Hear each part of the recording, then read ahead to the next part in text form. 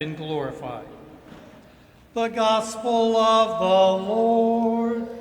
Praise to you, Lord Jesus Christ.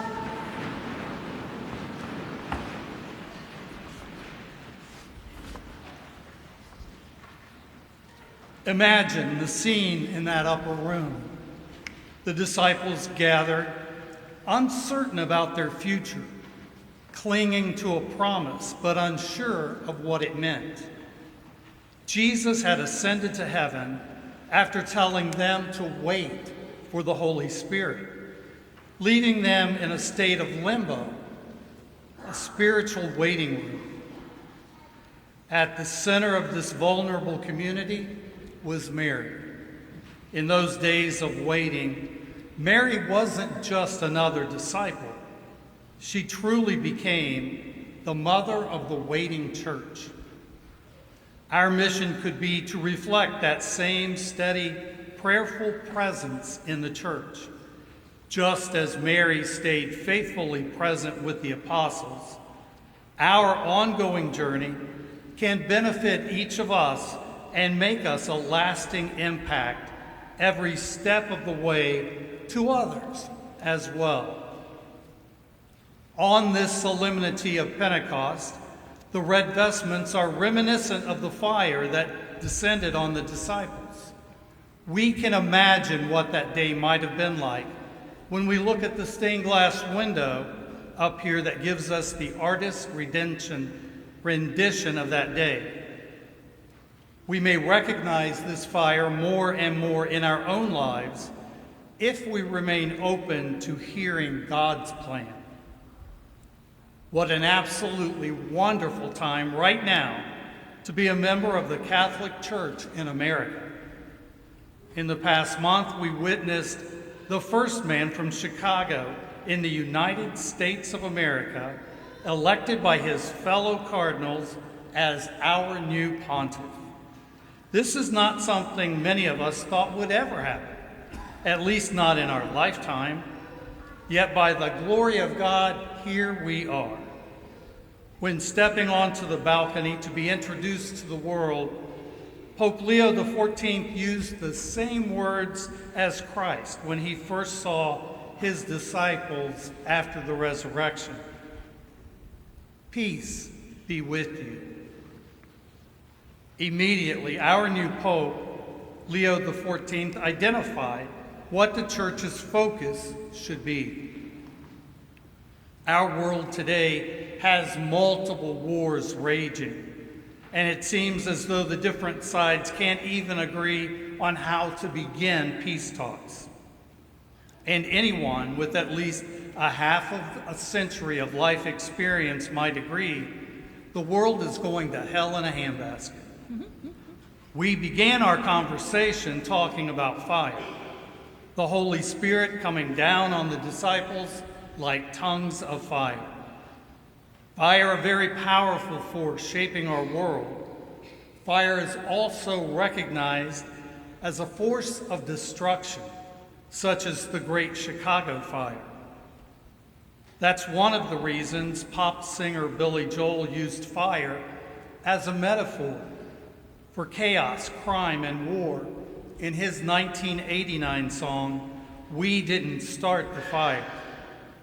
It is said that he got the idea for the song from a conversation with a young man. Joel had just turned 40, and the young man told him that the world was in an unfixable mess. Many of us might feel that the world might be in that shape now. When Joel tried to console him by saying, "I thought the same thing at your age," the young man replied, "Yeah, but you grew up in the 50s, and everybody knows that nothing happened in the 50s.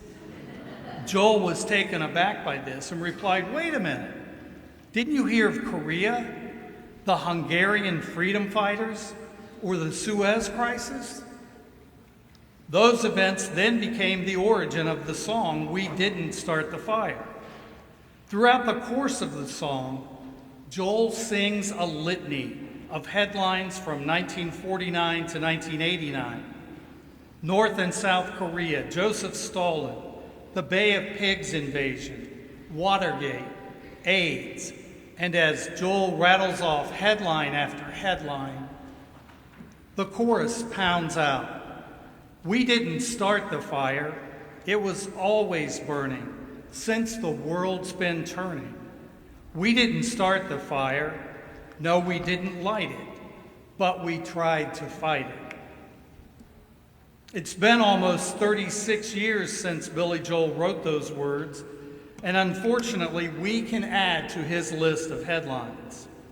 It sometimes seems that our world has always been engulfed in a raging wildfire, and we don't know how to put it out. How do we fight it? One possible answer is to fight fire with fire. We see the fire of the Holy Spirit in the readings from the Acts of the Apostles. From the sky like a noise, like strong driving wind, tongues as of fire. It sounds like a wildfire from heaven.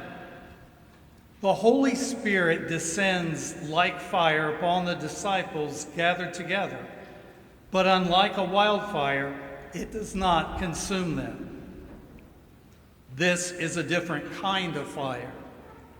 Think of the burning bush on Mount Sinai, where Moses received the law. God was present in a bush that burned but was not consumed. And from that fire, God gave Moses the law. It was the law that connected the Israelites to their God. For generations, the way to be in relationship with God was to be faithful to the law. It is fitting then that it is on Pentecost that the disciples receive the fire that burns but does not consume. The law is now written on their hearts. That burning bush now dwells within them. They burn with God's presence and are not consumed. We too have received this fire through baptism, confirmation, and the continued reception of Jesus Christ in the Eucharist. The Holy Spirit has come to us like a strong driving wind in tongues as of fire. So on the one hand, we have the raging fire of violence, destruction, and death outlined by Billy Joel's song, and on the other, we have the fire of the Holy Spirit descending on the apostles. Is this how we fight the fire that Billy Joel writes about? Do we fight fire with fire? When we hear the phrase, we likely think of using an opponent's strategy against them. But this isn't the original meaning. The phrase fighting fire with fire comes from a strategy in battling wildfires. When a wildfire begins to get out of control, firefighters deliberately set what is called a backfire in the path of the oncoming wildfire. This is not so the two fires can battle it out. Instead, as the backfire burns, it consumes the fuel, so the primary fire has none when it reaches the edge of the fire line. The Holy Spirit is like a backfire in our world, consuming the fuel for our fires, burning away our prejudice, our pride, our doubts, and our fears. When we burn with the love of God in our hearts, there's no room for the fires of rage and hatred. This is what the first Christians did. It's what the saints have done throughout the ages. They set backfires of the Holy Spirit to starve the raging fires of sin. The first disciples didn't fight fire with fire by battling the Romans.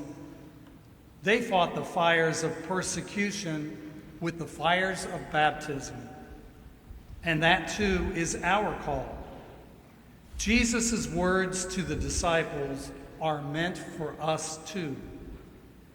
As the Father has sent me, so I send you.